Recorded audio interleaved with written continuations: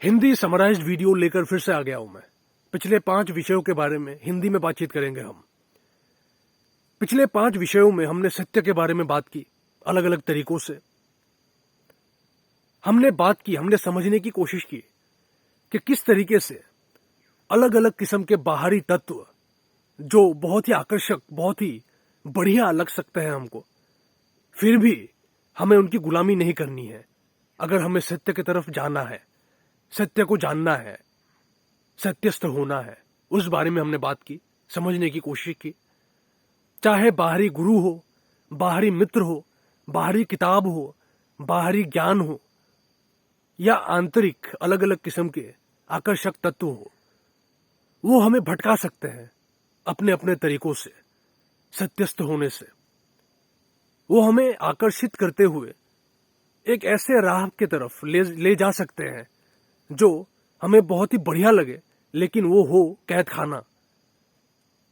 ये सब समझने की कोशिश की थी हमने ये समझने की कोशिश की थी कि इन सभी तत्वों का आकलन करना होगा, हमें जांचना होगा, विवेकपूर्ण होते हुए, समझदारी के साथ उन सबको जांचते हुए हमें तय करना होगा कि उन सभी तत्वों से हमें क्या लेना है, कितना लेना है, क्यों लेना है, और क्या नहीं लेना है, क्यों नहीं लेना है, ताकि गुलामियों को छोड़ते हुए हम मुक्त होने के तरफ आगे बढ़ते जाए, सत्यस्थ होने के लिए बढ़ते जाए, विवेकपूर्ण होते हुए।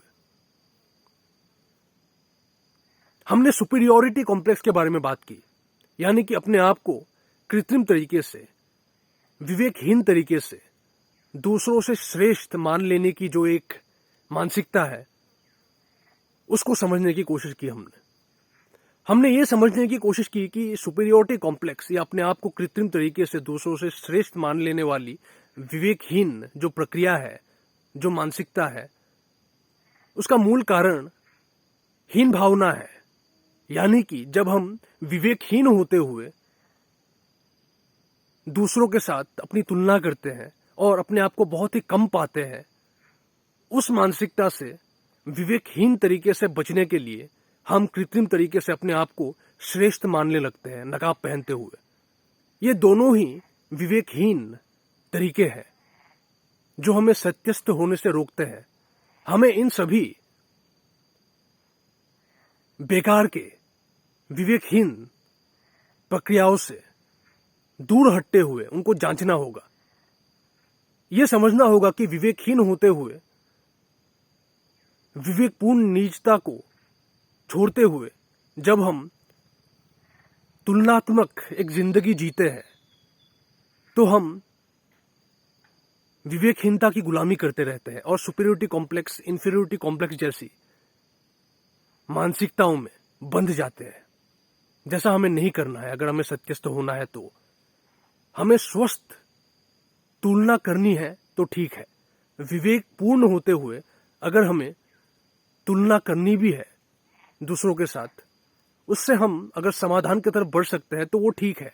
लेकिन विवेकहीन होते हुए, हीन भावना से जूझते हुए अगर हम सुपीरियोरिटी कॉम्प्लेक्स की तरफ बढ़े, अपने आप को विवेकहीन तरीके से श्रेष्ठ मानने लगे, तो हम फंस जाएंगे, सत्यस्थ नहीं हो पाएंगे।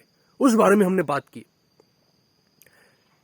इसी तरीके से हमने सत्यस्थ होने के बारे में, सत्यस्थ होने से भटकाने वाले तत्वों के बारे में, बाहरी और आंतरिक अलग अलग आकर्षक लगने वाले खतरनाक तत्वों के बारे में जो हमें पथभ्रष्ट करवा देते हैं, और हीन भावना और अपने आप को कृत्रिम तरीके से दूसरों से श्रेष्ठ मान लेने वाली विवेकहीन धारणाओं के बारे में बात की।